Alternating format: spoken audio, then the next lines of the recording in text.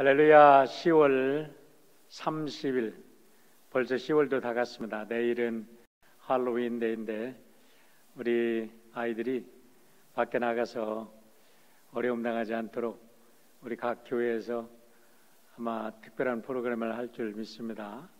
우리 학부모님들 아이들 잘 케어해 주시고요.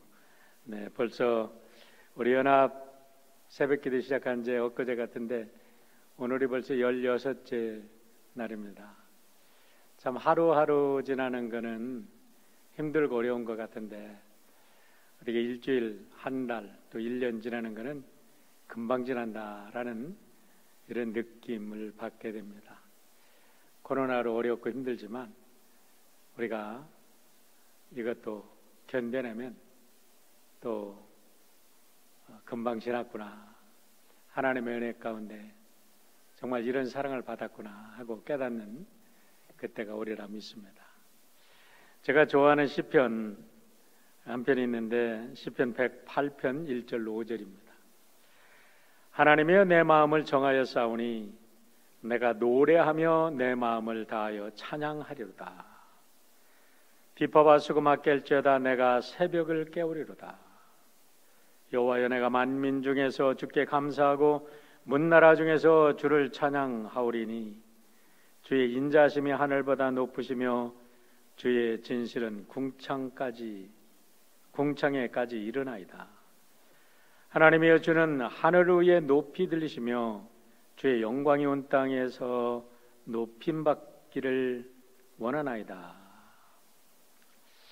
이런 시인데요, 이 시를 읽으면서 이 시인의 삶의 자리는 무엇이었을까? 왜 이 시인은 새벽을 깨운다고 노래를 했을까? 이 시인은 얼마나 깊은 밤을 지내고 있는 것일까? 이 시인이 지나온 밤은 얼마나 고통스러웠을까? 우리가 몸이 아픈 사람들은 저녁이 되면은 정말 죽을 것처럼 꽁꽁 앓잖아요. 새벽이 오기를 얼마나 간절히 기다립니까? 겉으로 보기에는 참으로 아름다운 시고 우리들에게 용기를 주는 시고 나도 저렇게 아름다운 노래를 하나님께 바치고 싶다 그런 생각이 들지만 시인이 왜 이 시를 썼을까? 그가 어떤 자리에 있을까라는 것을 생각해 보면 아마도 시인이 지금 너무나 깊은 고통의 밤을 지내고 있는 것은 아닌가 그런 생각을 합니다. 그러나 중요한 것은 그가 그 속에서 기도하며 그의 영혼 속에 깨끗해진 영혼으로 내가 새벽을 깨우겠습니다 하는 아름다운 고백이 터져나왔다는 것입니다. 오늘 코로나가 길어지면서 많은 분들이 힘들어하고 있는데 우리 모두 이 예배에 참석하는 모든 분들이 이런 고백이 터져나왔으면 좋겠습니다. 우리가 살다 보면 때로는 모든 것을 포기하고 싶고 모든 것 내려놓고 하나님 나라 가고 싶은 마음이 문득 들 때도 있습니다. 왜 나만 이런 고통을 당해야 되는가 생각하는 분도 계실지도 모르겠습니다. 왜 하필이면 나야? 왜 하필이면 이 시간에? 왜 하필이면 이런 고난이 나에게 계속되는 것일까? 나는 정말 버림받는 사람일까라고 생각할 때도 우리들에게 찾아오기도 합니다. 혹시 오늘 예배에 참석하는 분들 중에서 이런 생각을 가지고 계신 분들이 계신지도 모르겠습니다. 그런 분들이 계신다면 여러분 우리가 한 가지 기억해야 될 게 있습니다. 아무리 죽을 것 같은 일이 우리들에게 닥쳐도 모든 사람들이 똑같이 상황에 대해서 반응하지 않는다는 것입니다. 물론 고난과 고통을 좋아하는 사람은 아무도 없습니다. 하지만 고난이 닥칠 때 어떤 사람들은 자기의 인생을 원망하고 부모를 원망하고 가족과 이웃을 괴롭히는 사람도 있습니다. 하지만 어떤 사람들은 죽을 것 같은 고난임에도 불구하고 그것을 잘 극복하고 이겨내서 세상 많은 사람들에게 새로운 소망을 주고 삶의 모델이 되는 사람들도 있다는 것을 우리는 알아야 합니다. 저는 역사학자 토인비의 이야기를 참 좋아합니다. 역사는 도전에 대한 응전이다. 이거는 세상 돌아가는 역사만 이야기하는 게 아니라 우리 개인의 역사도 마찬가지라고 생각합니다. 우리들에게 어떠한 도전이 오든 우리가 어떻게 리스폰드 하느냐에 따라서 그 상황이 나를 주도할 것이냐, 내가 상황을 주도할 것이냐, 이제 결정이 나게 되는 거지요. 사람들은 인생은 고해다라고 이야기를 합니다. 인생이 고난의 바다라는 말이지요. 현상만 보면 틀리는 말은 아닙니다. 살아있는 한 고난의 파도는 계속됩니다. 그런데 그런 고난의 파도가 아무리 강하게 끊임없이 닥친다 할지라도 그 속에서 주 안에서 항상 기뻐하라, 내가 다시 말하노니 기뻐하라 라고 기뻐하면서 다른 사람들을 권면하는 사람들도 있다는 겁니다. 바로 사도 바울 사도께서 그렇게 하신 그런 삶을 사신 분이죠. 여러분, 이 빌립보서는 언제 쓰였나요? 로마 감옥에서 언제 죽을지, 언제 사형 언도가 떨어질지 모르는 그와 같은 상황 속에서 쓰인 걸 우리가 잘 압니다. 그래도 이것을 옥중서신이라고 하는데 그 옥중에서 얼마나 많은 인생의 또 정신적인 영적인 고통의 파도가 밀려왔겠습니까? 그럼에도 불구하고 그 파도를 대해는 바울 사도께서는 기쁨으로, 은혜로, 사랑으로, 능력으로 그 파도를 이겨냈다는 거지요. 저는 어렸을 때 하도 마음고생을 하고 자라서 이제 고생이라면 지긋지긋합니다. 더 이상 고생도 하고 싶지 않고 고난도 당하고 싶지 않습니다. 하지만 고난을 겪어오면서 제 마음 깊은 곳에 새겨진 놀라운 축복이 하나 있습니다. 그것은 뭐냐면 고난의 파도가 또 나를 이제 흔들어댈 때는 항상 제 마음속에 하나님께서 어떤 축복을 나에게 또 주시려고 이런 고난을 나에게 주시나 그렇게 믿어진다는 거예요. 믿으려고 해서 믿어지는 게 아니라 그냥 믿어집니다. 그게 감사고 축복이 아닌가 생각을 합니다. 그래서 제 인생 속에서 제 삶 속에서 60평생 살아오면서 제가 경험한 것은 고난은 축복을 싸고 있는 선물에 축복이라는 선물을 싸고 있는 포장지다라는 저는 그렇게 정의를 하고 싶습니다. 제가 이러한 믿음을 갖게 된 것은 초등학교 졸업하고 남들이 다 가는 중학교도 못 간 사람입니다. 그때 부모님들은 다 돌아가셨습니다. 그때부터 저에게는 이 세상은 삭막한 광야와 다름이 없는 삶이었습니다. 그때 나에게 유일한 안식처가 있다면 교회였습니다. 교회를 갈 때마다 하나님의 말씀을 들을 때마다 성경을 떠들 때마다 나에게 위로가 되고 격려가 되는 사람들이 있었는데 그 사람들은 모두가 고난받는 사람들이었습니다. 욥기 3장 2절로 5절의 말씀을 보시기를 바랍니다. 욥이 입을 열어 이르되 내가 난 날이 멸망하였더라면 산의 아이를 베었다 하던 그 밤도 그러하였더라면 그날이 깜깜하였더라면 하나님이 위에서 돌아보지 않으셨더라면 빛도 그날을 비추지 않았더라면 어둠과 죽음의 그늘이 그날을 자기의 것이라 주장하였더라면 구름이 그 위에 덮였더라면 흑암이 그날을 덮었더라면.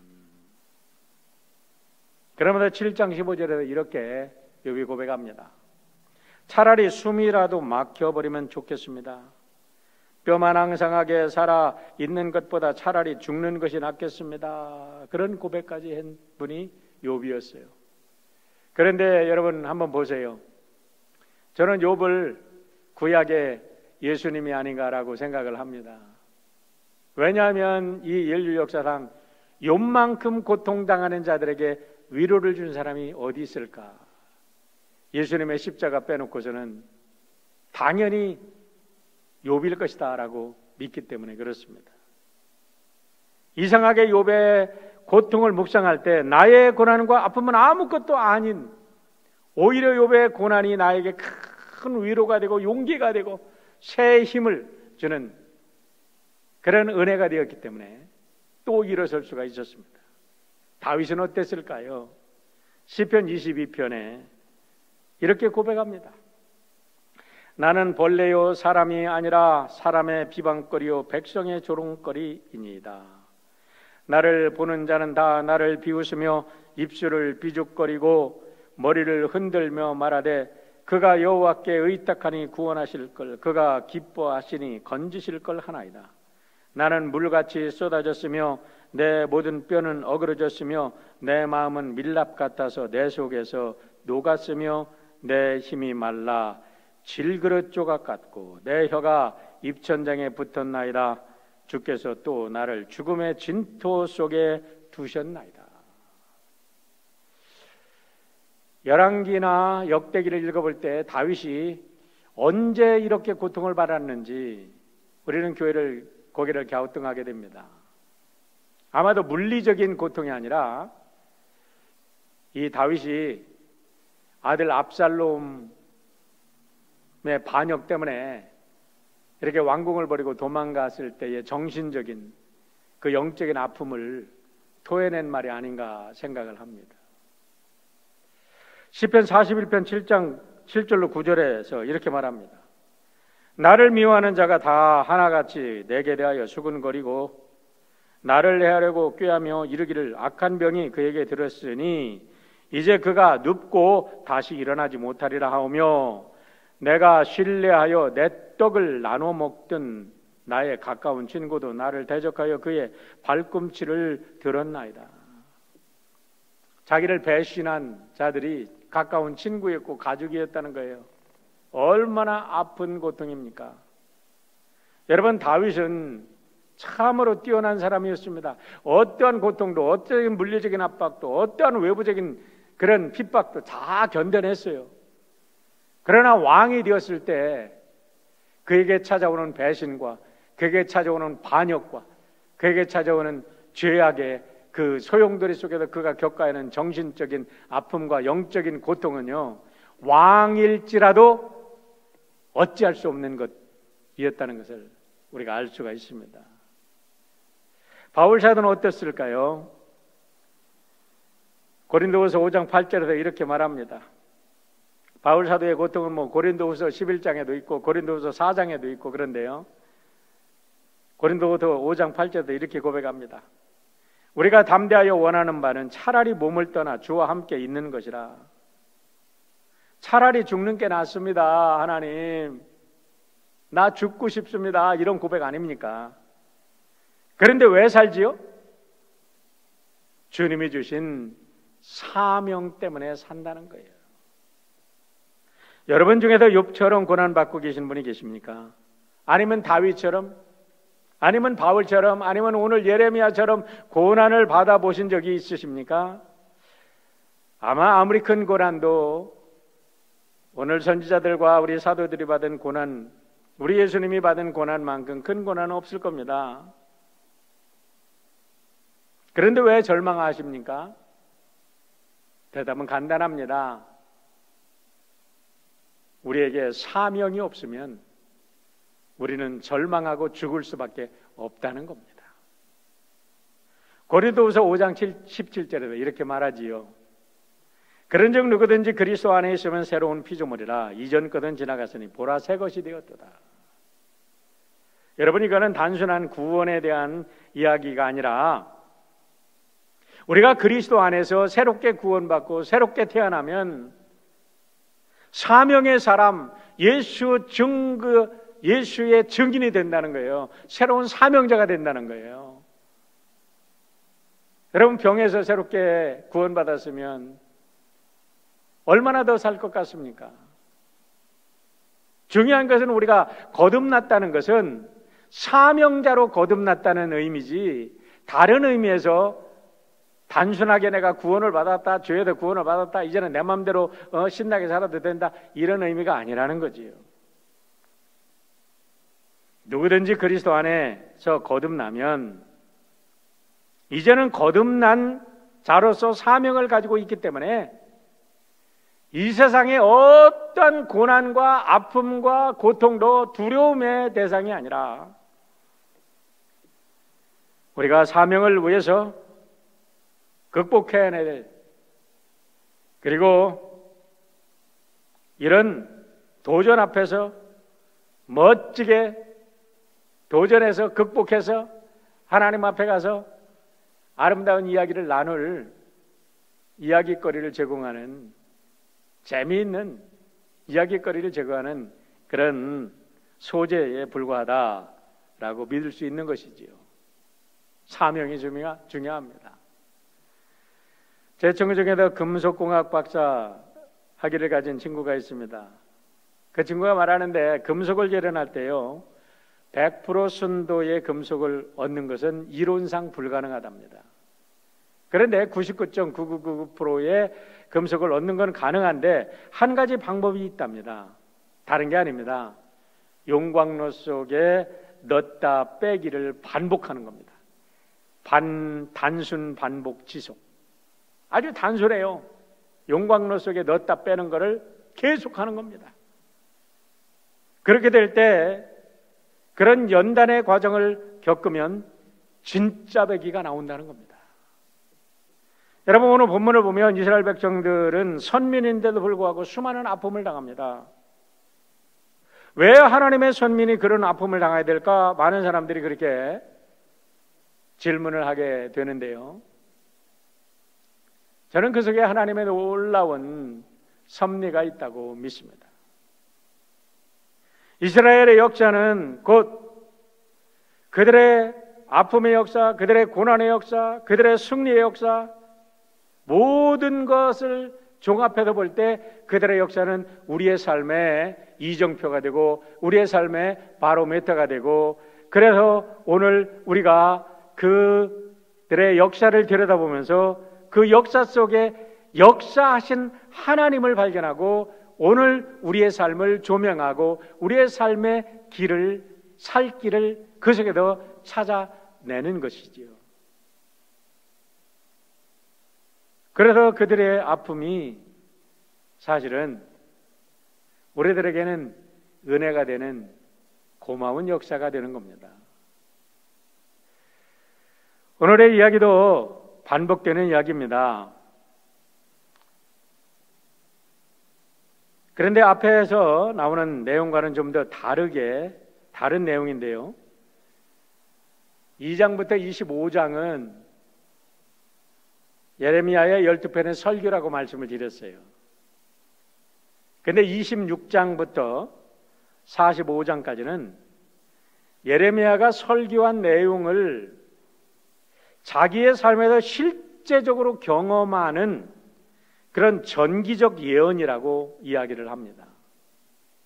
그러니까 예레미야의 설교가 똑같은 설교가 되더라도 앞에서는 그냥 설교를, 하나님이 주신 예언의 말씀을 전했는데 지금 26장부터 전개되는 이야기들은 자기의 삶을 통해서 경험된 이야기를 하나님의 말씀으로 선포하고 있는 거라는 거죠.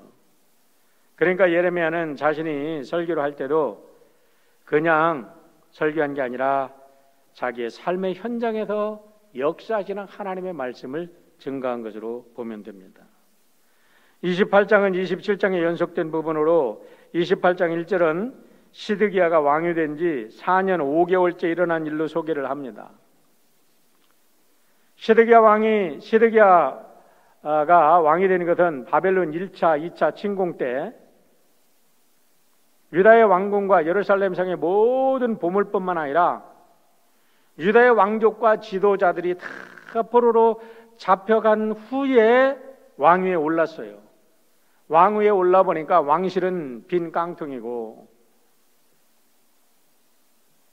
옆에 변변하게 자기와 상의할 인재도 없는 거예요. 다 바벨론으로 붙잡혀가서. 이렇게 열악한 환경 속에도 왕이 되었으니 참 시드기야가 얼마나 불쌍한 왕이었는가 생각을 합니다. 어쨌든 왕위에 오른 후에 3년 동안은 그는 꼼짝없이 바벨론을 헝깁니다.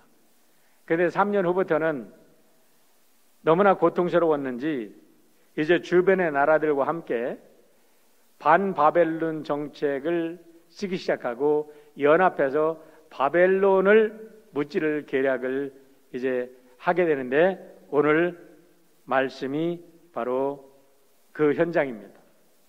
3절의 말씀을 보면 이렇게 말합니다.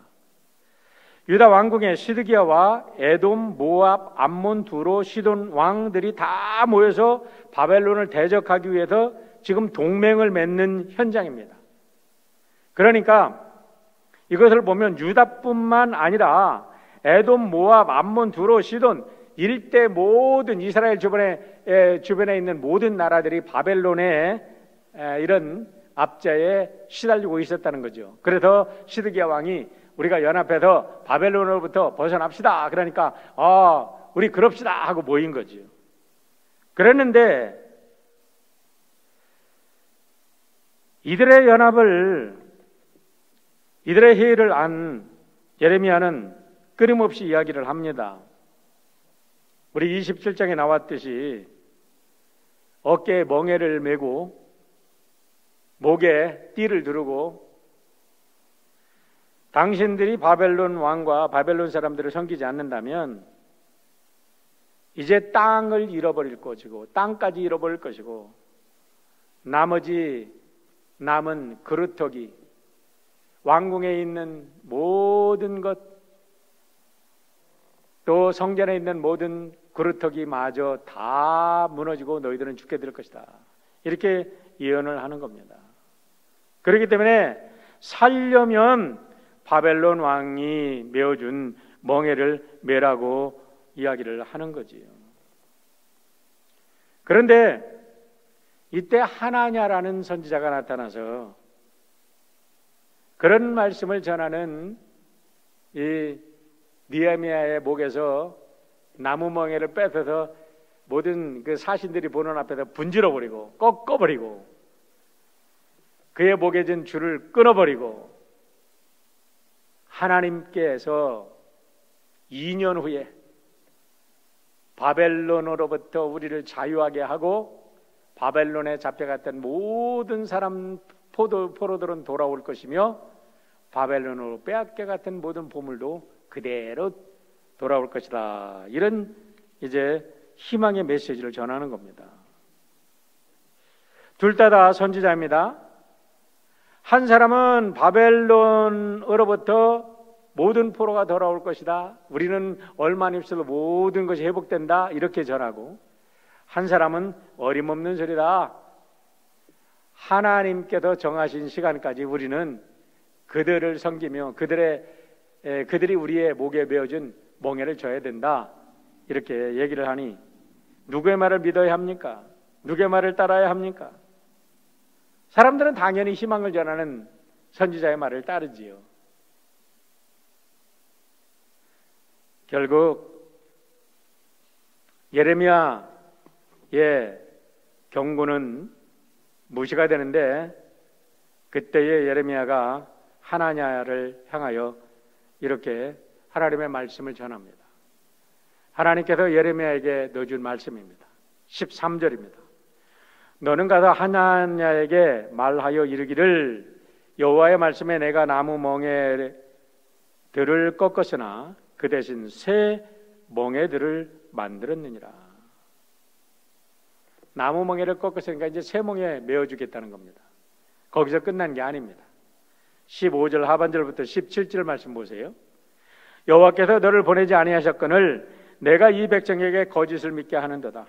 그러므로 여호와께서 이와 같이 말씀하시되 내가 너를 지면에서 제하리니 내가 여호와께 패역한 말을 하였음이라. 내가 금년에 죽으리라 하였느니라 하더니 선지자 하나냐가 그해 7째 달에 죽었더라. 그래요. 여러분, 하나님께서 메어주신 멍에는 함부로 꺾는 게 아닙니다. 하나님께서 유대 백성들에게 바벨론을 섬기라고 멍해준 멍에는 고통의 멍에만이 아니라 그들이 하나님께 잘못한 것을 깨닫고 하나님께 돌아오라는 은혜의 명예였고, 그렇게 고통스러운 메시지를 전해야 하는 예레미야에게는 사명의 멍에였던 것입니다. 멍에를 지워주신 분이 하나님이시라면 멍에를 벗겨주시는 분도 하나님이십니다. 저는 충청도 두메산골 계룡산 산자락에서 농부의 아들로 태어나서 자랐기 때문에 잘 압니다. 소의 어깨에 메어진 멍에는요, 주인이 풀어줘야지 소가 멍에를 지지 않겠다고 발버둥을 치면요, 매밖에 없지요. 결국은 끝까지 멍에를 안 진다고 하면 그 소의 운명은 도살장으로 가는 것밖에 없습니다. 여러분, 어떤 소가 멍에를 잘 맬까요? 덩치 큰 소가 멍에를 잘 맬까요? 아주 뿔 달린 황소가 멍에를 잘 맬까요? 아닙니다. 어려서부터 멍에를 늘 메어가지고 목이 아주 굳은 살이 박여서 단단해진 소가 멍에를 잘 매게 되어 있습니다. 몇 년 전에 한국에서 원앙소리라는 제목으로 소에 관한 다큐멘터리 영화가 나왔는데 참 감동적으로 그 다큐멘터리 영화를 본 적이 있습니다. 주인공은 경북 봉화마을에 사는 80 넘은 노인과 40살이 된 소의 이야기였습니다. 말 없는 노인, 무뚝뚝한 노인과 우직한 소, 둘은 운명 공동체가 되어서 노인의 반평생의 친구가 되어서 온갖 가진 일을 다 합니다. 그러면서 그 노인의 자녀들을 시골에서 공부시켜서 다 출가시켜서 도시로 내보냅니다. 보통 소의 나이가 15년이라고 하는데 이 소는 40년까지 살았어요. 너무나 신기하지 않습니까? 그런데 가장 감동적인 부분은 어떤 부분이냐면, 이제 소가 운명이 다해서 숨을 헐떡하고 죽어갑니다. 그날 밤에 이 노인이 그때서 소의 코를 꿰ν 콧뚜레를 풀어주는 장면, 참 가슴이 먹먹한 장면이에요. 하나님께서 우리들에게 멍에를 주셨다면, 여러분, 함부로 벗어내려고 우리 발버둥 쳐서는 안 될 것입니다. 노인도 저도 관절 마디마디가 다 상해서 걷기 힘들어도 그 손은 언제나 노인이 멍에를 걸어주면 그 아픈 그 다림에도 불구하고 죽을 힘을 다해도 일어나 다시 수레를 끄는 모습이 참으로 아름다운 모습이었습니다. 코로나가 길어지니까 많은 목사님들이 희망의 메시지를 전하고 싶어 합니다. 조금 있으면 괜찮아질 겁니다. 괜찮아질 겁니다. 그런데 여러분, 누구도 괜찮아지라고 말할 수 없습니다. 올겨울 어떻게 지낼 수 있을까 심히 염려스럽습니다. 아마 올겨울 지내는 것이 우리 모든 교회들에게 있어서, 우리 이민교회에 있어서 이제까지 경험하지 못한 가장 큰 시련의 계절이 될 수도 있습니다. 우리가 어떻게 이 시련의 계절을 견뎌낼 수 있을까요? 사명의 멍에를 꺾지 않는 것입니다.